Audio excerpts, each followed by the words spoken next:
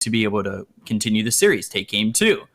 And it, to me, looked like there was a lot of hesitation in the team fights of Viking at times and a lot of uncertainty in going in. And that really bit them.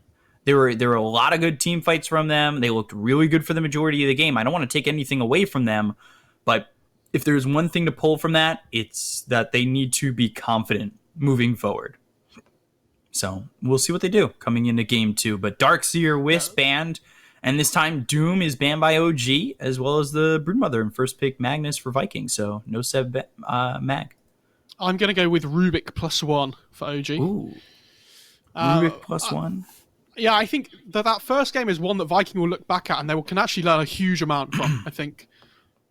Because, it's playing around the vision properly, which they did okay, but then, like, we were talking about the Ancient invading when playing against Mag. Like, some of those early team fights, they need to be, like you were saying, more direct and forceful with how they want to, it felt like the shot calling wasn't strong enough, effectively, right? Is my main point. And OG, they go back for this Undying again, obviously something they're very comfortable with. And I think you'll see this a lot in this patch at the moment, like seeing these opening position 5s that a lot of teams just really enjoy playing. I think Undying is going to become more and more popular. I'm really interested to see if Tree comes out here as well. I think that hero is really strong right now. But ooh, okay. So they do go back for the Celery Ench. We were talking about his Ench and Chen last game. And they decided to go with the Grimstroke instead, which I think did okay. Like, some of those Inkstar stuns were huge, but Celery goes back to what he knows best here with the Ench. I like this a lot.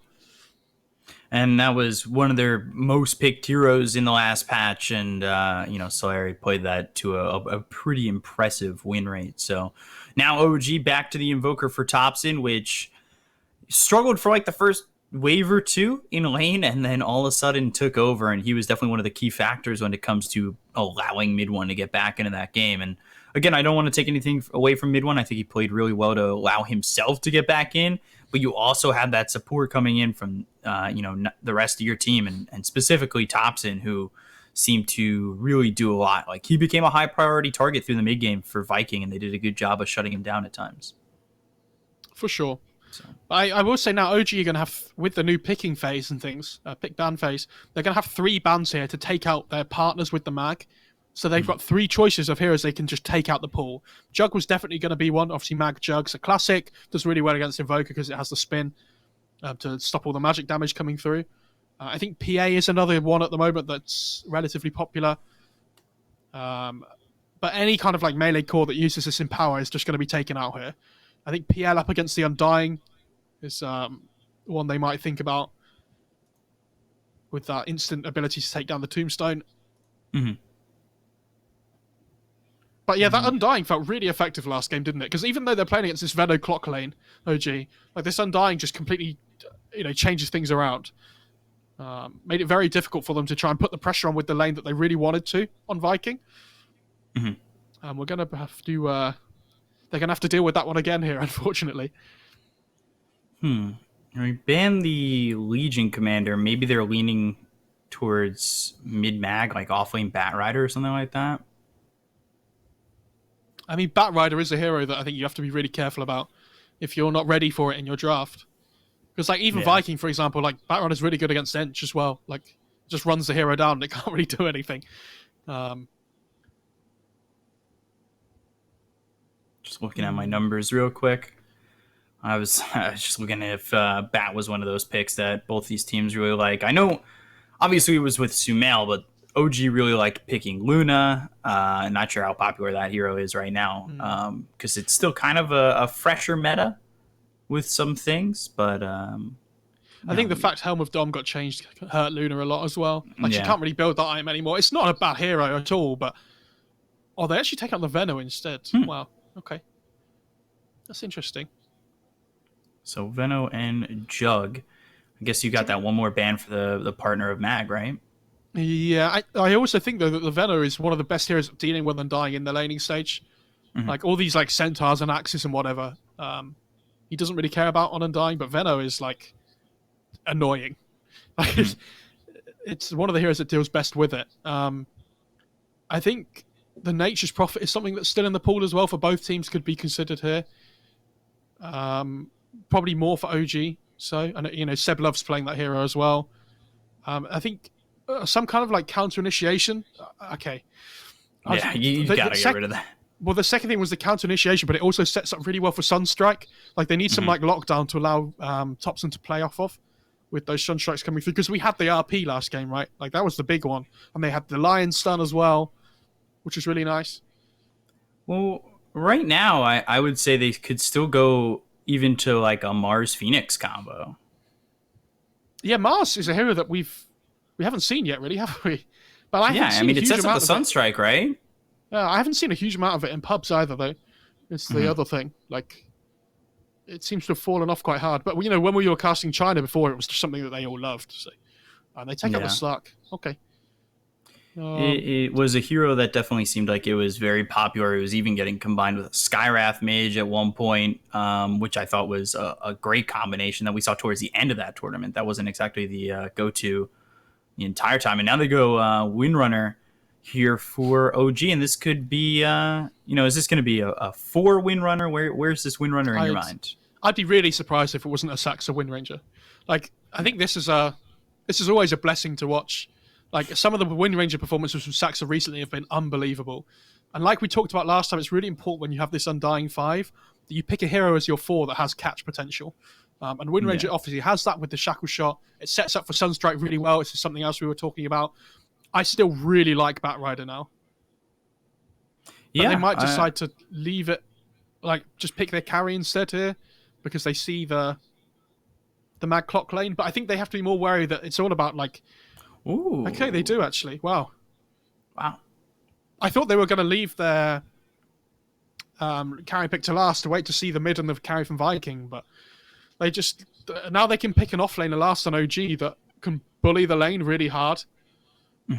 Because they're going to be able to see what they're laning up against, right? And what does that feel like it's going to be to you? Now the anti-mage comes in, and they've got quite a bit of mobility here for Viking. Long-range initiation with the Clockwork. Now you've got the mobility of the anti-mage. You'll get a Blink Dagger on the Magnus eventually. Things are looking pretty good for Vikings draft. Like, what's the go-to here for Seb to play? They need some, like, I think something like Centaur's okay. They need some catch for that AM, right? Because Shackle Shot isn't reliable now because the projectile that flies through the air can easily be blocked with the spell shield. So they need something that can pressure the lane hard.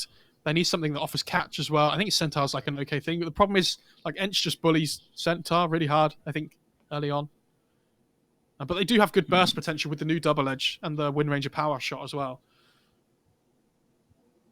I think Slardar would have been really nice, but maybe like Sanking as well might be okay, but I don't know how much I like that either. It's, more lockdown for you, decent team fight, blink initiation. Or like Legion potentially could be okay. Unfortunately, Legion banned fourth by the Viking. But they banned the Phoenix, even though they've got an egg hitter in the Windrunner, but I guess you can't just rely on one person being able to hit that egg. Yeah, you can't focus fire the egg though. Like it doesn't work. So like even though Windranger can hit it, if you're sat in a position as Windranger where you're hitting the egg, you've got a problem with your draft on OG. Like I think the Phoenix ban's actually really good because it annoys the Sven in lane. They can put the clock as the 3 then and put the mag mid, and it gives them that kind of like early to mid game potential that is really difficult for OG to play around when OG want to be strong. Like, they want to be in the driving seat, pressure this AM early on. And it gives them really good teamfight combination with the mag as well. You drop the egg, you can RP on top. Would Tide do it here for OG? Or is that too long of a cooldown? I don't like Tide too much for OG, but I think something like Tide for Viking would have been okay. But okay, they get Lena instead. And that could be the 4 Lena. No, that's going to be Boom's hero. He really likes playing the Lena. Okay. And they'll put the mag offlane then. Yeah, and then puts the clock for her, right? I think it was really important that they picked some wave clear as well, because this Ench and Clockwork don't really clear waves that great between them. Like, they need some way of being able to push the waves back against this Sved and Invoker, which are constantly going to be pushing towards them. Like, even Windranger with Power Shot, right, is really good. And they need something that could fight early on to make space for the AM.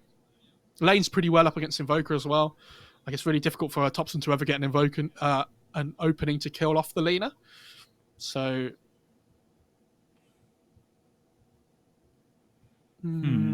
Yeah, I'm thinking, what do we want to see here?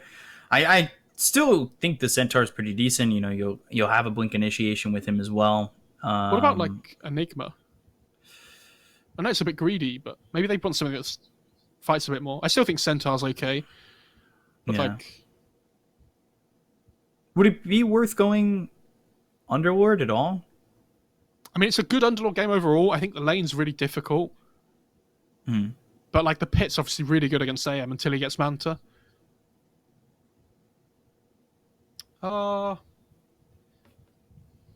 Unsure though. There's like because there's a lot of offlane has been banned out, right? Like Darkseer, Legion, Axe. Ooh, Wow. Okay. Night Stalker, not a hero that we have seen much of recent, but boom on the Magnus, and it will be the 4 Lina. And then you'll have that one position anti-mage with the Persona on it, Seb taking the Night Stalker, mid one on the Sven, Saxa with the Windrunner, top 10 on the Invoker, No-Tail back on the Undying, and Toby takes the Clockwork, leaving... this Night Stalker as well is like, it gives them Solaire on some the edge, vision control that they were missing, I think. Like, we saw from the Spectre last game, we talked about when you pop Horn, you know, you can effectively control the whole fight and decide where you want to throw your spells. Like, it gives you vision of everybody. And Night Stalker is kind of similar in allowing you to control that vision a little bit. I think it's really good up against AM because even when he gets Manta, the silence is still effective in an AoE, right? So he can't just blink away. It's also really good at getting on top of the mag and the fight. Like, it forces Boom to have to go for a relatively early BKB. Oh, and they're actually playing Lina 4, Clock 3. Okay. Yeah. So they are... I mean, this lineup's... Like, they're going to rely on this Clockwork play to being a lot of the playmaking potential, right? Because this mag needs a little bit of time to come online. Like, AM needs a little bit of time to come online. I worry for them that if Seb gets a really good start to this game, he's just going to run them over. Yeah, if you can jump right onto this anti-mage and make sure that he can't blink away, like, you're going to have some problems. Maybe they get enough time here for the anti-mage with the Empower to get a big bulk of farm. Like, is the Empower enough where we're going to see anti-mage skip the Battle Fury? Potentially. I mean, you could. And I think he'll probably have to this game, considering this like really high tempo lineup that OG are going to play.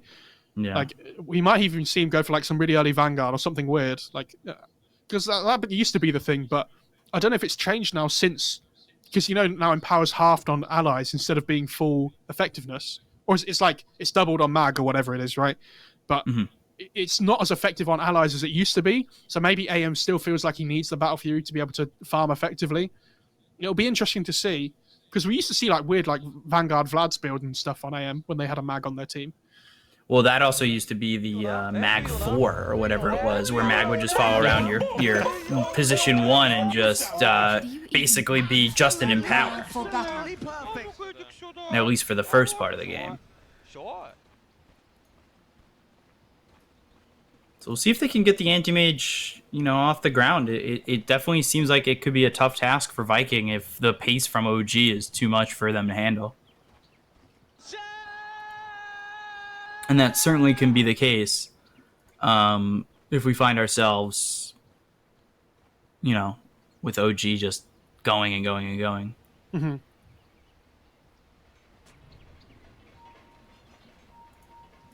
Who's going to be up here against mid one? Clock and Lina. Not a bad combo. 30 seconds to battle. We'll see how that how that goes for this Sven, because obviously in the previous game they were able to shut down mid one for a big bulk of the game, and that is something that I think that they very much need to do in this game. If they can repeat that success, I like a Viking a lot more in that situation. And obviously it's like if they do this right, they should look better. Yeah, it'll be interesting to see how much OG put on like stopping the stacked agents as well. Because I feel like OG won't give them as much as Viking gave them last game, right? Like, No-Tail's probably going to put these like really deep wards down to see when the ancient stacks are being taken. And he still does have Battle Fury queued up on AM, by the way.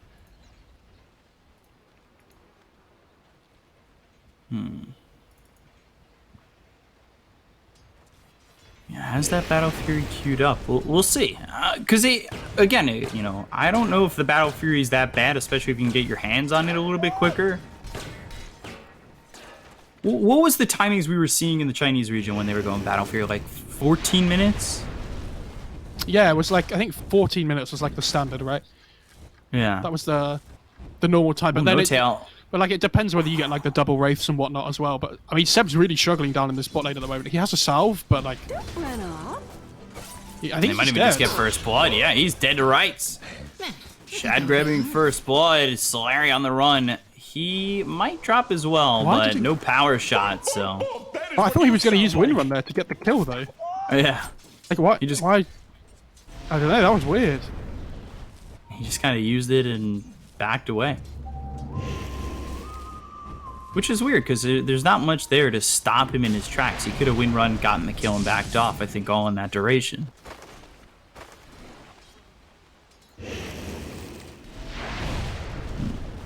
Soxa hitting that level 2. Seb about to hit that level 2. Up towards top, though. Mid one taking a little bit of damage, as is No Tail with the battery assault from Toby. Aramis lands the stun, and Undying might die here, too. A hit of decay only onto the clockwork. It takes him a little bit longer to get the kill on a No Tail, but it's now 2-0 for Vikings. So the start for them is certainly feeling a lot better. Well played by Aramis, though, to make sure Toby gets the last hit there as well. Like you want to make sure you give your offlaner a good start, really. And Boom doing really well mid as well on this Magnus. Able to just push the lane out really easily, but I mean, Thompson, when he gets these more levels than... Oh, he's actually not playing Exort this game, he's playing Crossworks. Okay. So maybe he feels like up against the AM, like his Night Stalker's a little bit more greedy, potentially. Like he can scale a bit more on the Night Stalker, so he wants to offer a bit more utility, potentially. Well, what did he start in the last game? He went Exort on level 1 last game. So I wonder whether this is like full-on Crossworks, like he's going Earn and whatnot, or if he does just decide to go back for the Exort still. Because it could be either, right? Like, he's gone 2-1-0, it doesn't mean he can't go back for Exort. Yeah, Sax See you later, nerds. Sax is doing a really good job bot lane, by the way, of making sure he blocks this big camp every time to not give Celery this big creep. Make sure the Enchantress's effectiveness is not as felt as mid one again, taking a lot of damage. He's forced to salve up. Last game for Thompson, it was Exort and then into Quas until level 5, and then he finally got one in the Wex at 6, and then started maxing out Wex. He's gone 2-2-0 this time, though, which I think is more of a thing to say he's probably going to go just Crosswex here. This AM's really farming playing really up. well, though. Right under the tower, and just using that battery assault. We'll see if it ends up being enough. No Tail. He's sitting a little bit low, not a lot of mana to work with, just a bit mana short of having another decay, and I think he's just made the decision to walk back. I mean, the problem there for Clock is if he right-clicks the Undying there to try and get the kill, he gets stunned by the Sven of the tower, with Sven popping his wand, and then the Clock just dies. So he does have to be really careful.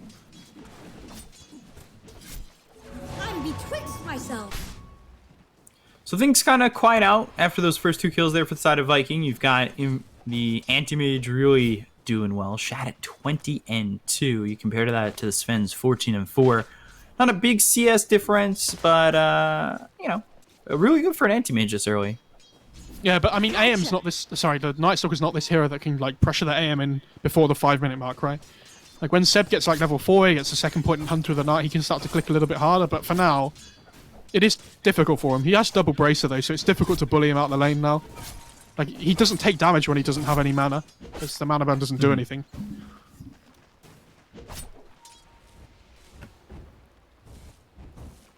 Seb, we'll see if his effectiveness is as much as we thought it was going to be.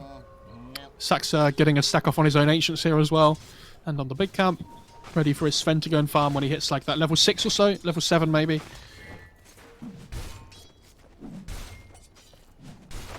Backing off here to try and grab a stack of his own. he's kind of bailed out of the lane for the moment. This gives NoTail some solo XP. I'm really surprised though he's gone back to the jungle this early. Like, he's taking a lot of damage here, right, on the Sven. I don't know if this is worth it, just for a double stack on a hard camp.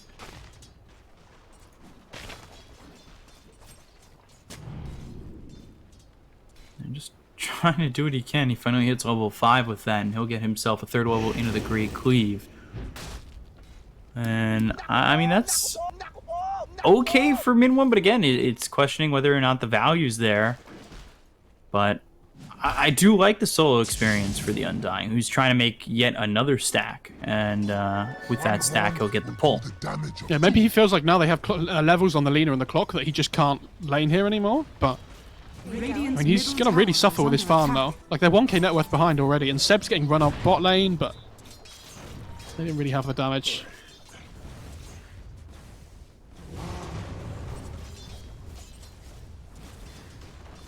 So Thompson over mid, 35 and 18. He's sitting top of the CS now.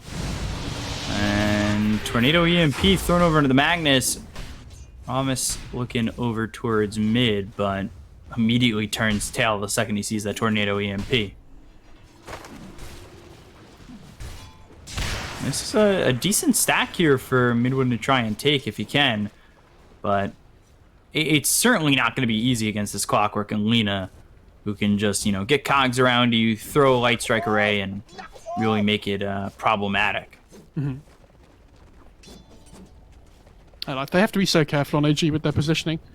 And it's going to be interesting to see where Toby goes with his first rotation when he hits this level 6 with the hook shot.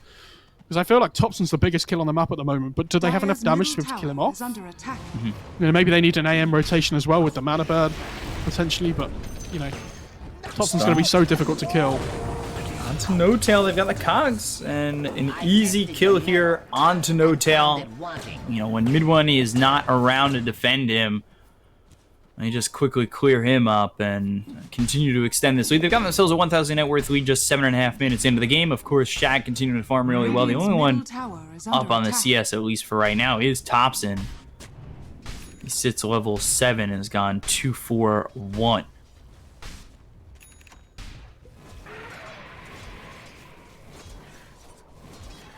So things looking good for Viking. Again, it's just how they'll execute once they start hitting these level 6s, and they've got level 6 here for Toby. They've got that hookshot available. Magnus also hits that level 6 mark. He's actually almost level 8.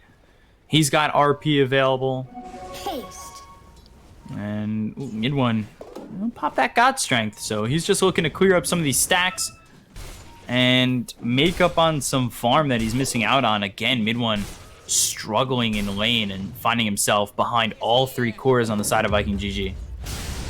Yeah, I think this AM having a really good time is the biggest problem, but not only that, but because the Clock's had such a good time up in the top lane as well, he's going to be able to create so much space and create so much tempo for Viking. So that it allows the AM and the Mag to have the space that they need to farm and, like, catch back up again. And Seb, with this first night time, like, it's all nearly done, right? And he hasn't really achieved anything. Which, is, you know, this first night time is really difficult to play on Night Stalker. Like, you can't rotate around the map and just try and kill people because you're not level 6 until, like, you know, the 7-minute mark or so. Hookshot missing, and NoTail drops down the tombstone. So that'll be a free chunk of gold going the way of the Enchantress. 125 in the pocket. But at least NoTail keeps his life, and, well, Viking really don't find much out of it. But 125 gold still, at this point in the game, quite a good chunk.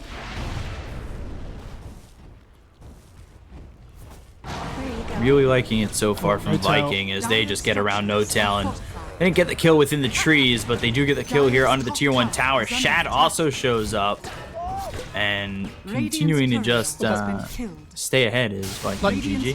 NoTail wants to make a lot of the, like, space up to keep the tower alive as long as possible, right? But I think you just have to let it go.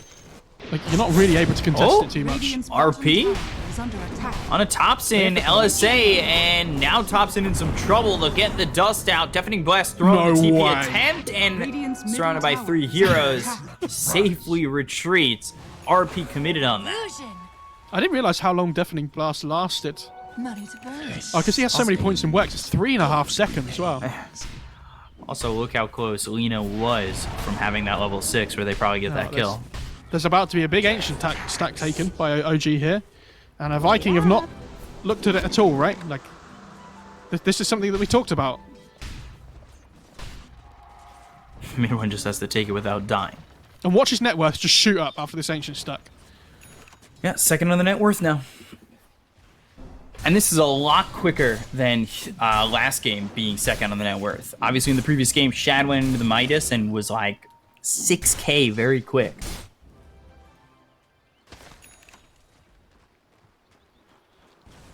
He has the Mask of Madness as well. Yeah. But again, it's down to this thing. Like, it's bottom. Toby's They're gonna go for Toby. They've got the Tombstone down, but the Laguna Blade hits. Notel dead again. Killing spree here for the Clockwork to get around Aramis, and they'll grab the kill on Lena, or will they? Uh-oh, stun comes through. Saksa gone. Sunstrike out, takes out Toby. Tops in. He grabs one, and now Solari on the run. Seb, no mana to play with, so won't be able to throw the Void, and will have to leave the Enchantress to live. Yeah, nice rotations by OG across the map in the last couple of minutes or so. You know, now all of a sudden this Sven's top of net worth, he's matching the AM with farm, and he's going to start like pushing around the map, clearing waves out as quickly as possible.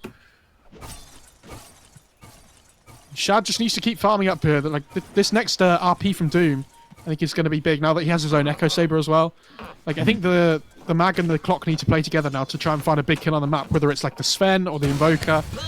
Because at the moment, Thompson hasn't died the whole game, right? Like it feels like OG are the ones making the plays and the moves on the map.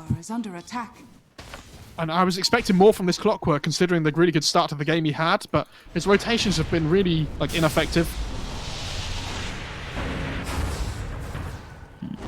In the jungle, looking for Thompson. They just can't catch him, or can they? Toby coming in with a hook shot. Thompson in some trouble. They do commit the RP for this and will finish him off this time. He doesn't get to just TP out, and that's a big one to get. Yeah, that's exactly what they needed to do, right? Like find the big kill between the Clock and the Magnus, and they blow both their ults, but it's it's still worth it.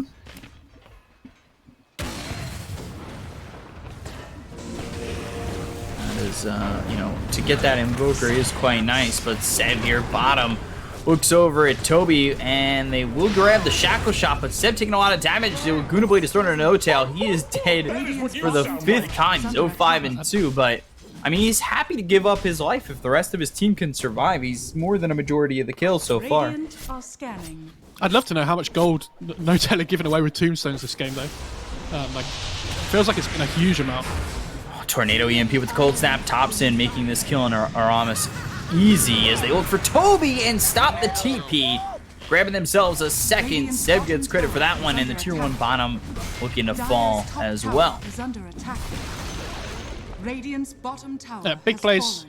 Again, it comes down to like these last 5 minutes or so from OG have been really strong. But again, the aim is still farming, right? Like he's going to have this battle for up in 50 gold. Then all of a sudden, like he has to scale up in net worth. The fact that Shad has the same amount of net worth as the mid one is like really good for Viking. Because normally you expect the Sven to be ahead, right? At this stage in the game because he's had the cleave all the time. But now that AM's going to pick up his own, he's going to have the Battle Fury. He has so much more mobility with the Blink that he farms a lot quicker, right? So we'll see how much Shad can get done. This Battle Fury pickup. So Battle Fury picked up. We got 4 heroes towards mid for OG. They're going to try and take this tier 1 tower over mid. And defense is looking to line up for Viking as No-Tail moves forward, drops the Tombstone and the ult. Decay comes in. The damage is felt. The hookshot is thrown. They'll get the kill on a No-Tail, taking him out for the 6th time. Good They Shackle. lose this tier 1 over mid. So the Shackle lands. Toby in trouble. The God Strength Path finding mid 1. It's a 1-for-1 so far. Laguna Blade with the skewer. Mid 1 in trouble. Great Still on the disarm, 2. Oh, RP used, but he's already dead. Boom whiffs. Yeah, good fight for Viking. I mean, they lose their tower, which is the big thing. But for them, like, Shad's still just farming, right? Like, he's okay. He didn't die. But Could have for seen OG, another P, like, that's for sure. it's not like a really one-way fight at all. Yeah.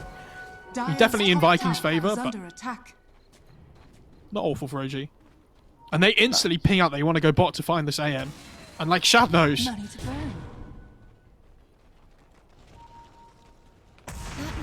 kind of you. Shad, you know, the more time he gets, obviously the scarier he's going to be. Look at where he is compared to mid one already after just picking up this Battle Fury. Like, he is really gaining quite a bit. No tail again.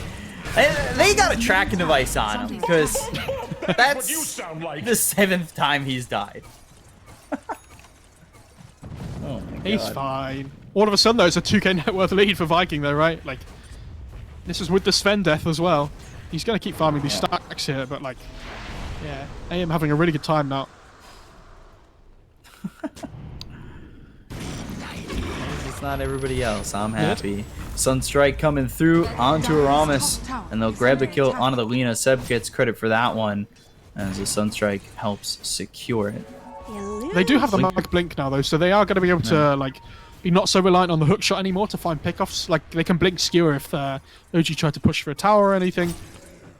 But I don't know how much Viking are going to want to, like, make plays with the blink, because I think they can just keep farming, right? Like, it's not awful for them.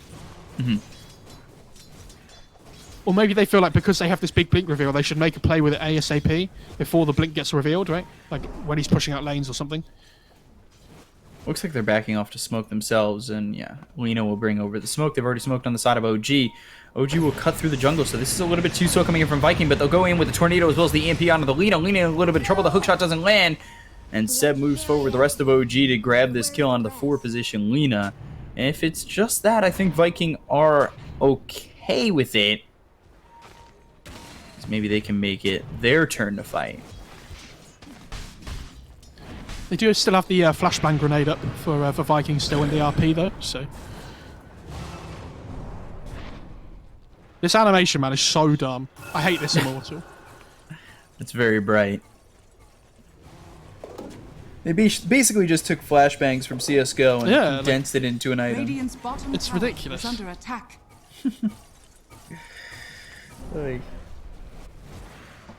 So that 2,000 net worth lead that Viking had is quickly cut down by OG.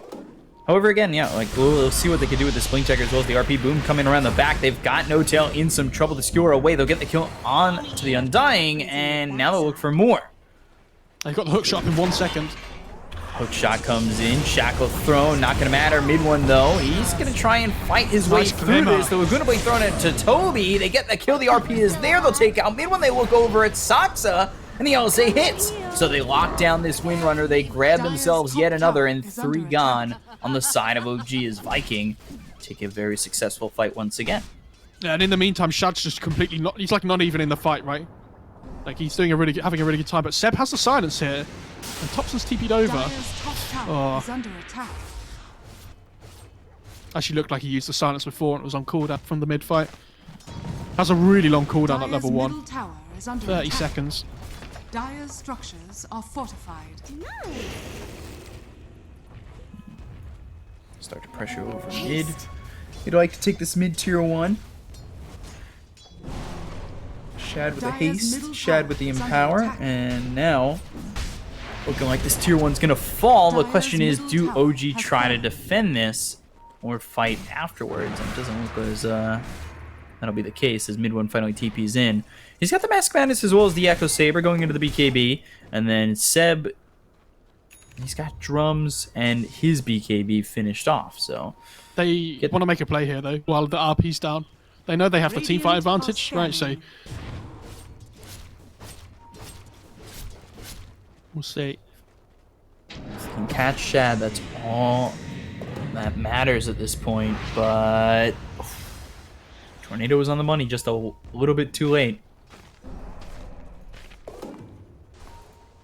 This has been really good from Shad. It's something, honestly, we saw in the first game, how well he played. Obviously, at the end of the day, it doesn't turn into a victory for them, but he played really well.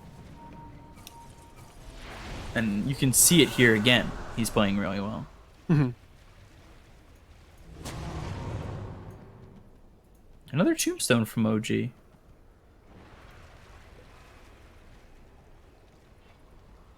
Just dropping it down. Maybe they saw something. Maybe they feel like they're just worried about some vision. I mean, Noto's just dead again.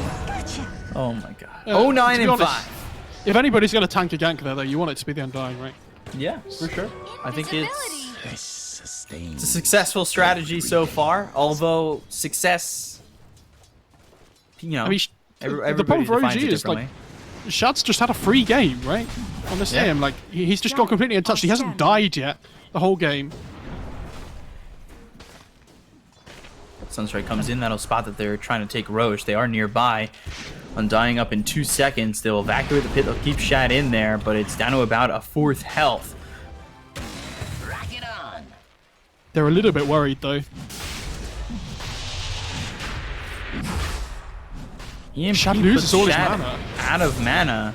Blink, the RP? RP, and now the skewer back onto Thompson. He's all by himself. Seb comes in. Can he get the silences to keep Thompson alive? Yes, he can. So now the BKB's been popped. They get the kill on the Toby. Seb moving forward with the help of No Tail and the rest of the team. There's, oh my god, Roche is so just low. 2 shots. Lena, and they're going to go after Roche themselves. They no longer have RP. And this is a problem, but Toby does have hookshot. It's not going to matter. They're going forward. Mid one grabs the Aegis, and now they look over at Seb. They've got themselves the hookshot coming through on the mid one as well as this Night Stalker, but it won't matter. Boom ends up dead. BKB's been popped by mid one. They can continue to move on forward as Viking now need to just retreat.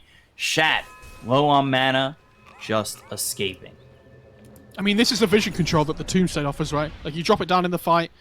They missed the LSA after the skewer, though, onto the Invoker, which allowed him to live, and it completely turns the fight around. Like, if the Invoker doesn't die there, then, like, they've wasted RP, effectively, right? And it's just those little mistakes, again, for Viking, like last game, that I feel like are making a big difference this game. But unfortunately, when you play against the best of the best, you know, all these teams in Europe are so good that if you make a mistake, even if it is small, you know, the other team will just punish you so hard for it. They'll make a mountain out of a molehill. Arcane power. Big fan of that expression. Promise.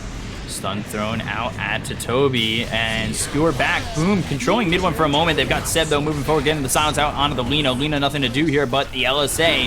And no Laguna Blade to follow it up. They get the kill, and Nell will buy back. But the Mana Void, not going to matter. Shad ends up dead. He's gone for 50 seconds without buyback. They look over at Solari with the BKB being popped by Seb. Seb moving in, but Solari invis thanks to the Glimmer Cape, so they won't dive the tier 2 tower. They'll take their winnings and back away. As Hookshot gets thrown but misses. They still have the Aegis on the Sven here as well. Like, this is so good for OG. They managed to find the biggest kill on the map in the AM. His first death the whole game, but you know, how little did he do there? This is the problem with AM. Like, you have like Battle Fury Manta, but you're not really in a position to fight still. Like, you need something like the Basher still, right? That allows you to try and, you know, actually be able to take people head on. And this Clockwork has like fallen off a cliff in net worth. Like, if you look at the other 5 cores in the game, he's in a completely different league of his own with net worth, and it's not a good league, unfortunately. He got relegated. Yeah. He got the old Norwich. Norwich? Norwich, yeah. Norwich? He got the old... Don't know how to pronounce their name because I'm American. Norwich. I'll stop. Smoke comes in from Viking.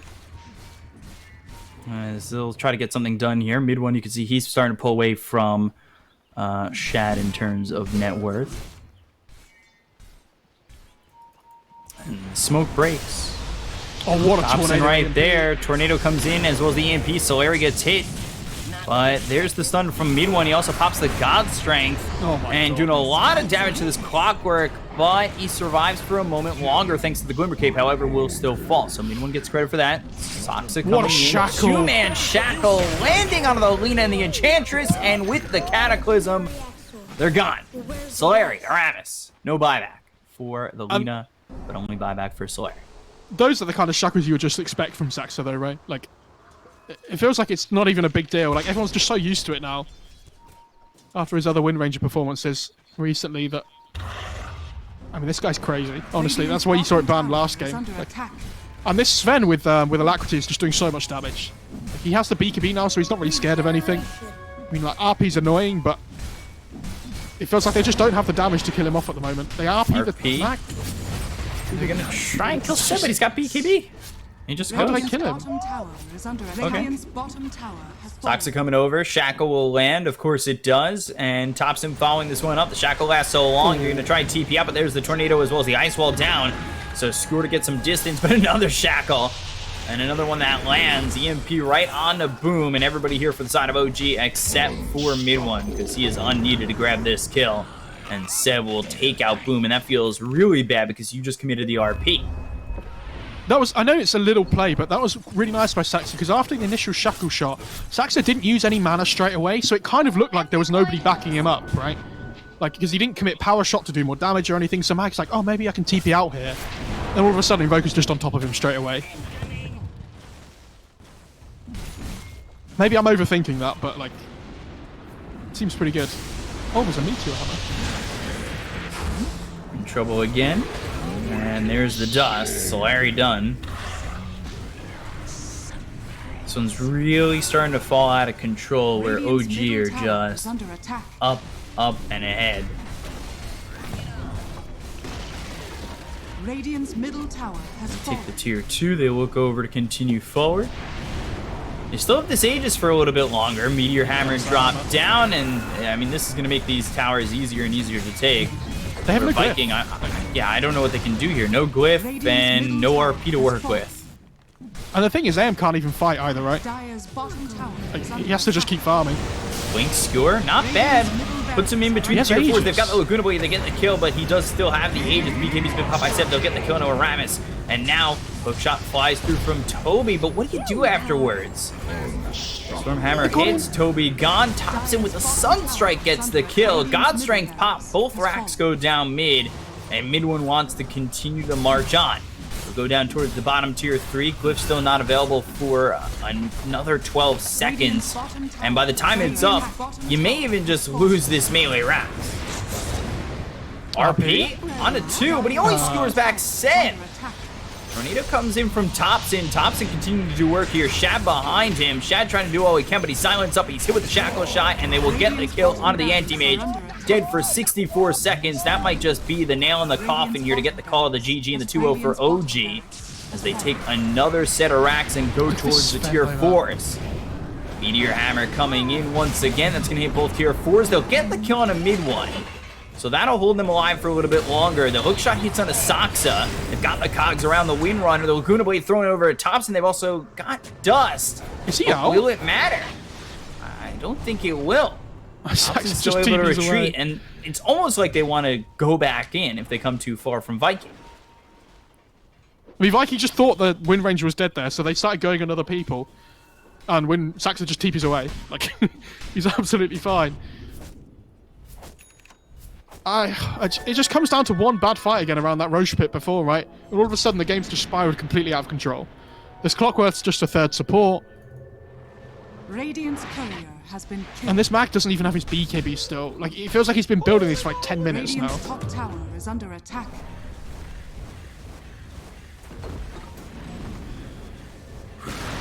Mag is Radiant's top tower has fallen. certainly been struggling, that's for sure. Did you see that top lane? He tried to mana void the Thompson Invoker, but he got a Ghost Walk off just before it hit him.